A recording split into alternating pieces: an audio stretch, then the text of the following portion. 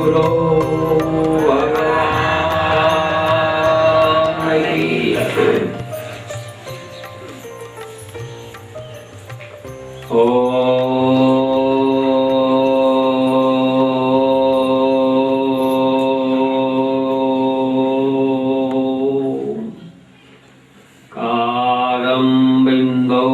संयुक्तं नित्यं ध्यायन्ति योगिनो कामदं मोक्षदं चैवम् ओंकाराय नमो नमः।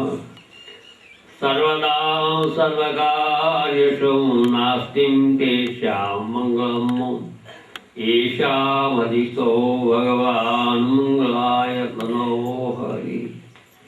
अखण्डमण्डलाकारेण व्याप्तेन चराचर तत्पददर्शितं येन तस्मै श्रीगुरुवे नमः।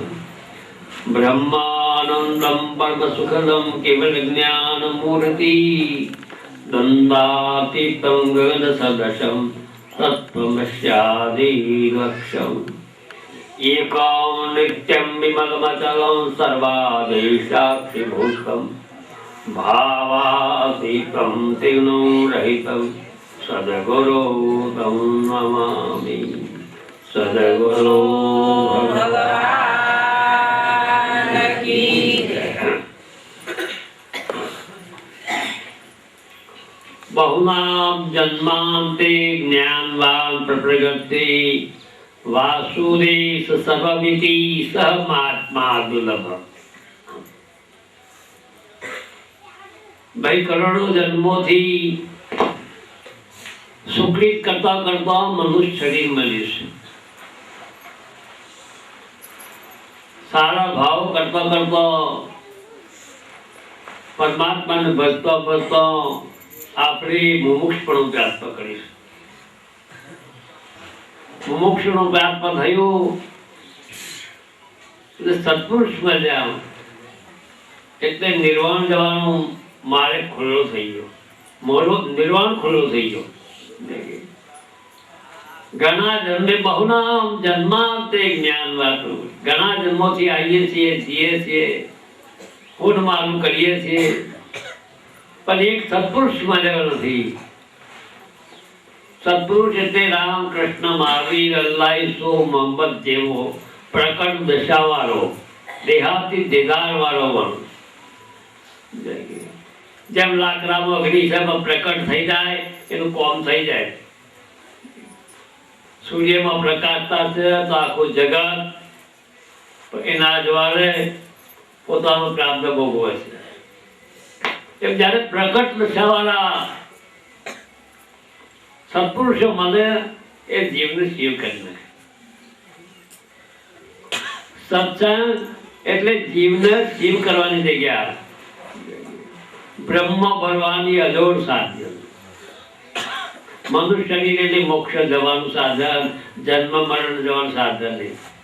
અન્ય શરીર જન્મ મરણમાં જવાનું હોય, ગાય છે કૂતરા મલાનો પોતાને ખબર નથી કોણ છું, ક્યાંથી આવ્યો છું, ક્યાં જવાનું છે, કોઈ સાધન નથી, કોઈની વર્તી આત્મામાં ફરતી નથી, ઠરતી નથી।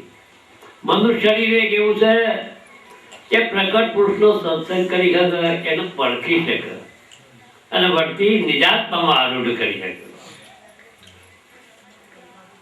વૈરાગ ભક્તિ જ્ઞાન વૈરાગ ગ્રહણ કરી શકે અને વ્યવહાર કરતા કરતા પરમાત્મા કરી પોતાના નિજાત્મામાં લીન થાય છે। એવો આ અજોડ સમય આપણને મળ્યો છે। બહુના જન્માંતે જ્ઞાનવાન પુરુષ ઘણા જન્મો પછી જ્ઞાની પુરુષોનું સંગ થાય। જ્ઞાની એટલે પરમાત્મા પુરુષ થઈ જાય। દેહાતી દેદારમાં રહેતો હોય સત્પુરુષ એને કહેવાય કે સત્યમાં જ આરૂઢ હોય। દેહમાં આરૂઢ રહે તો જન્મ મરણ રાખે, એ તો જન્મ મરણમાં લઈ જનારું સાધન। પરમાં લઈ જવાનું, હું મારામાં લઈ જવાનું દેહ છે એ જન્મ મરણમાં જવાનું છે। પણ સત્યમાં આરૂઢ થવું, સત્ય સ્વરૂપમાં આરૂઢ થવું એનું ભક્તિ કહેવાય, એને જ્ઞાન કહેવાય, એનો વૈરાગ કહેવાય। પોતાના સ્વરૂપમાં આરૂઢ થવું રામકૃષ્ણ મહાવીર પોતાના સ્વરૂપમાં આરૂઢ થયા તો નિર્વાણ થયા. આપણા જેવા ગ્રસ્તી હતા, ગ્રસ્તીના ઘેર જન્મ્યા હતા તો સંતોએ નિર્વાણ થયા. કેમ કે સત્ય સ્વરૂપ યાદ પકડ્યું. પરનો ચિત્રો કહીને મૂર્ખા તોડે સાત, નરસિંહ નિજાત્માના અનુભવ વિના એના ખાતામાં ગણી ખાત. કાશી કેદાર મથુરા જવું હોય તો જરૂરી છે આપણા ભાવ ઊંચા આવે. પણ જો ભક્તિ આપણા પોતાના સ્વરૂપની ભક્તિ ના કરીએ, પરની ભક્તિ ગણાકારથી કરે પુનબંધ તો થાય નહીં. પણ આપણે નિર્વાણ જવું છે, આપણે આપણા અસલ ખેલ જવું છે. ચો સુધી રખડ્યું, કેટલા જન્મોથી રખડીએ છીએ. અનંત કાળથી આ ચડ્યો વિના ભાન ભગવાન, સેજાને ગુરુ સંતને મુક્તિના દેહાભિમાન. એક કાળથી નહીં, અનંત કાળથી, ઘણાય નહીં, એટલા કાળથી આપણે રખડીએ છીએ. આપણે હાશ કેમ નથી થતી? હાશ થવાનું સાધન આપણે પ્રાપ્ત કર્યું નથી. આપણા સ્વયં સ્વરૂપ પ્રાપ્ત કર્યું નથી. ધનાઢ્ય ભિખારી ભિખારી બની, સત્તાવાળા ભિખારી, વિદ્યાઓ પ્રાપ્ત કરી છે એ ભિખારી. કેમ આવો ભિખારી પણ રહે? ના ભાઈ, શહેનશાહનો શહેનશાહ, બાદશાહનો બાદશાહ સર્વોપરી એવા સ્વરૂપને આપણે ભજ્યું નથી, જોડ્યું નથી, ભજ્યું નથી. એમાં લીન થયા નથી. દેહનાથી લીન થયા છે, હું મારા લીન થયા છીએ. જે પરની પરોજન છે, મૂકીને મળી જવાનું છે, આવ્યું નથી, જવાનું નથી આપણા હાથી. એનો એટલો બધો રાગ થયો છે, એટલો મોહ થયો છે. સંગ એવો ના કરો કે આપણને નરકે લઈ જાય. દ્રષ્ટિ એવી ના રાખો કે તમારો પાપ થઈ જાય અને નરકે લઈ જાય. આહાર વિહાર એવા શુદ્ધ રાખો, મેલ બલી ના રાખો કે આપણે નરકે જવું પડે. કેવા પવિત્ર સ્થાન પર આવી ગયા છે આપણે. આહાર વિહાર શુદ્ધ થઈ થતા અને દેહભાવ બોલવાનું આવી જાય. દેહાતીત થવાનું સ્થાન ઉપર આવી ગયા છીએ. આ માર્ગ છે તો આ તો મુક્તિનો જ માર્ગ છે. આ મનોરંજન કરવાનું માર્ગ જ નથી, ખાવા પીવાનો માર્ગ નથી. કોણ ભૂખી મરે છે? આ પંખી જાનવરો કોઈ ભૂખી મર્યા? એના દુકાનો છે, કારખાનો છે, ખેતી છે, કોણ ભૂખી મરે? તમે જન્મ્યા મોડી તમારું પ્રાપ્ત તૈયાર થઈ ગયું છે. તમે ઘરમાં હતા, દૂધની વ્યવસ્થા થઈ ગઈ છે. જ્યારે દૂધ ઓછું પડ્યું એટલે તરગા ડાક્ટરો સાહેબ બોધવા મળ્યો, જૂનો થઈને નવો બોધવા મળ્યો કે હું ખાવા પૈસા મળી જાય. એટલે ભગવાન બોધતો તો બોધી મોકલ્યો હતો, હળી ગયો, બગડી ગયો, હાસ્યો ને. તો અત્યારે ડાક્ટર સાહેબો નવો બોધ્યા છે કે તમે ચિંતા કરો નથી, પણ ભક્તિ કરો, તમારા સ્વરૂપમાં રહો. પણ ભક્તિ ભલે વિભાવમાં કરે મોક્ષ વિલાસ, નરસિંહ ભૌરવ ત્યાંથી કરે જેનો વાલો જગનો વિલાસ. એ ભાઈ અજોડ સમય આવ્યો છે અને જો બાપરી નાખ્યો માથા કુટી કુટી રહો, માથા કુટી મળી જાઓ. આખું જગત ખમા ખમા કરે છે, બાપજી બાપજી કરે છે, સાહેબ સાહેબ કરે છે, અને તમે નરકે કહો.